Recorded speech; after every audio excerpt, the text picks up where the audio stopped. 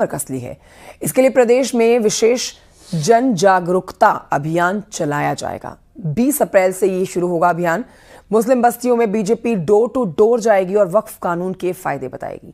सवाल है कि क्या वक्फ संशोधन कानून पर मुस्लिम समुदाय के बीच फैलाई जा रही अफवाह को इस तरह के अभियान से दूर किया जाएगा? देखिए रिपोर्ट।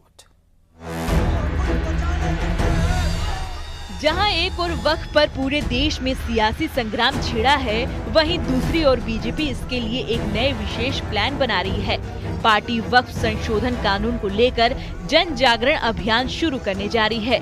इसके लिए शनिवार को एक प्रदेश स्तरीय बैठक बुलाई गई है। वक्फ सुधार जन जागरण अभियान जो 19 अप्रैल से हमारी कार्यशाला है प्रदेश की, और उसके बाद 21 और 22 को क्षेत्र की कार्यशाला है, फिर जिलों में कार्यशालाएं हैं, और इसमें सभी विधायक, सांसद, राज्यसभा, विधान परिषद, पार्टी के सब बड़े नेता जन जागरण काम में लगेंगे। 20 अप्रैल से बीजेपी वक्फ सुधार जन जागरण अभियान का आगाज करेगी और मुस्लिमों के बीच जाकर नए वक्फ कानून के फायदे बताएगी। वक्फ को लेकर के जो समाजवादी पार्टी और कांग्रेस मुसलमानों को भटकाने और बहकाने पर लगाकर दंगाई टोल बनाकर को धरने कराने चाहती है, उनको प्रशासन के सामने लाना चाहती है, उसकी नीयत है ये। लेकिन क्योंकि उसके सामने सही बिल जाना चाहिए, और सही बिल से किस तरह से मुसलमानों को फायदा होगा। दरअसल इस अभियान के तहत लोगों को जागरूक करना है कि कैसे वक्फ संशोधन कानून कैसे उनके लिए फायदेमंद है। ऐसे में पार्टी एक मंथन दो काज की ओर सोच रही है। एक ओर मुस्लिम स्कॉलर मुस्लिमों के बीच नागरिक संवाद करेंगे, दूसरी ओर इससे पार्टी के पक्ष में माहौल भी बनेगा। जो अभी तक 5% लोग वक्फ के नाम पर कब्जा किए हुए बैठे थे जमीनों पर, और जो तमाम तरह के कार्य अनाधिकृत रूप से कर रहे थे, उन पर लगाम लगेगी। कैमरामैन गोपी गिरी के साथ संकेत मिश्रा, न्यूज़ 18 लखनऊ। वक्फ संशोधन कानून की लड़ाई में भी अब औरंगजेब की एंट्री हो गई है। हिंदुवादी नेता साध्वी प्राची ने वक्फ का विरोध करने वालों की तुलना औरंगजेब की औलाद से कर दी है। इतना ही नहीं, कानून का विरोध करने वालों को साध्वी प्राची ने भूमाफिया भी बताया है।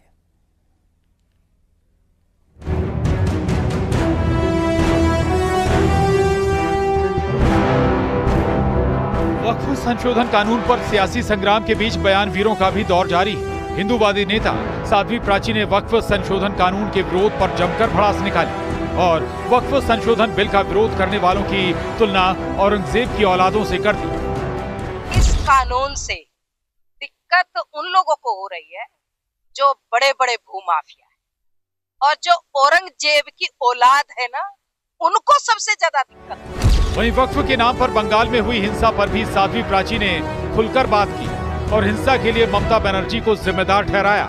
उन्होंने कहा कि इसके पीछे बड़ी साजिश है। पश्चिमी बंगाल को जो जला रहे हैं, एक सोची समझी साजिश ममता की है।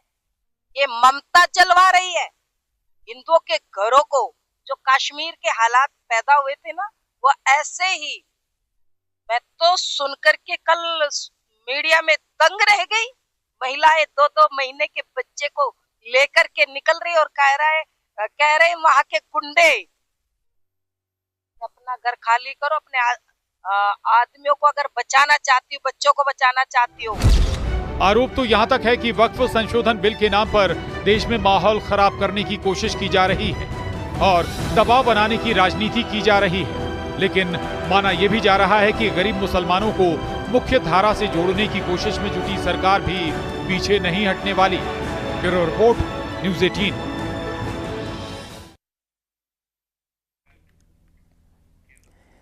राणा सांगा विवाद के बीच में आज समाजवादी पार्टी के अध्यक्ष अखिलेश यादव आगरा जाएंगे, जहां वो समाजवादी पार्टी के सांसद रामजीलाल सुमन से मुलाकात करेंगे। रामजीलाल के 2-2 हाथ वाले बयान के बाद आगरा पुलिस अब अलर्ट हो रखी है, जिसकी वजह से रामजीलाल सुमन के घर की सुरक्षा और बढ़ गई है। इससे पहले रामजीलाल सुमन ने संसद में राणा सांगा को लेकर विवादित बयान दिया था, जिसके बाद 26 मार्च आगरा में उनके घर पर करणी सेना ने हमला बोल दिया था।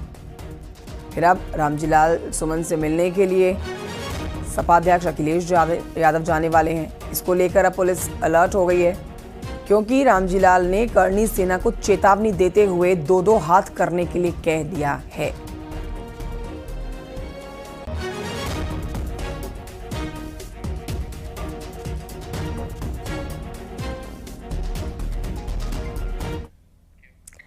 यूपी के पर्यटन मंत्री जयवीर सिंह ने अखिलेश के आगरा दौरे पर चुटकी ली है। उन्होंने कहा है कि अखिलेश को आगरा जाने से किसी ने नहीं रोका है और रामजीलाल सुमन और अखिलेश यादव कहीं भी कभी भी जाएं, इस पर कोई प्रतिबंध नहीं है। जाने आने को प्रतिबंध है क्या? कहीं रामजीलाल सुमन कहीं भी जाएं, अखिलेश जी कहीं जाएं, कोई प्रतिबंध है क्या? कोई प्रतिबंध नहीं है, सब स्वतंत्र हैं, अपने जो चाहे जाएं। लेकिन तुष्टिकरण की पराकाष्ठा करते हुए जिन आक्रांताओं को हीरो बनाने का प्रयास करा जा रहा है, उसका जवाब देश की जनता इन लोगों को देगी। एक और विपक्ष जब वक्फ औरंगजेब समेत दूसरे मुद्दों में उलझा हुआ है, तो वहीं सीएम योगी अभी से 2027 की तैयारी में जुट गए हैं।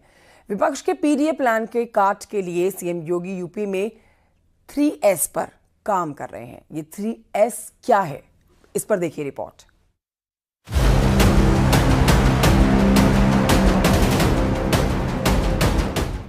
साल 2027 में यूपी में तीसरी बार बीजेपी सरकार बनाने के लिए सीएम योगी अपने स्पेशल प्लान पर तेजी से जुट गए हैं। संवाद, संपर्क और समन्वय के जरिए जिलों में जाकर विकास योजनाओं की सौगात दी जा रही है। जो पिछली सरकारों में रहते थे कि कुछ जिले ही केवल लाभान्वित होते थे, सिर्फ बिजली भी वहीं उन्हीं जिलों को पूरे टाइम मिलती थी। अब 75 के 75 जिले योगी आदित्यनाथ जी के नक्शे पर हैं और हर जिले में विकास हो, सड़क सुविधा हो, हाईवेज जहां निकलने, कोई जिला अछूता ना रह जाए। विपक्ष के पीडीए की काट के लिए सीएम योगी यूपी में सुशासन और विकास के एजेंडे को साध रहे हैं। बीते कुछ दिनों में लखनऊ, आगरा, प्रयागराज, गोरखपुर, लखीमपुर और हरदोई समेत कई जिलों में पहुंचकर खुद सीएम योगी ने जनता को 50,000 करोड़ की विकास योजनाएं दी। विकास को लेके एक लगातार गति बनाए हुए है उत्तर प्रदेश सरकार, और ये काम 2018 से योगी आदित्यनाथ जी कर रहे हैं।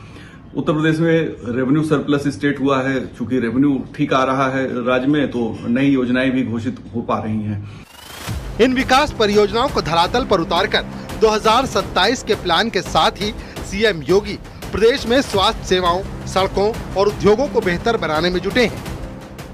मुख्यमंत्री योगी आदित्यनाथ आगामी विधानसभा चुनाव जो वर्ष 2027 में होना है, उसमें बीजेपी की राह को आसान करने में जुटे हुए हैं। वहीं अगर विपक्ष की बात की जाए तो विपक्ष जहां बयानबाजियों में उलझा हुआ है, वहीं विकास के एजेंडे के सहारे मुख्यमंत्री योगी आदित्यनाथ विपक्ष के पीडीए की काट कर रहे हैं। कैमरामैन गोपीगिरी के साथ संकेत मिश्रा, न्यूज़ 18 लखनऊ।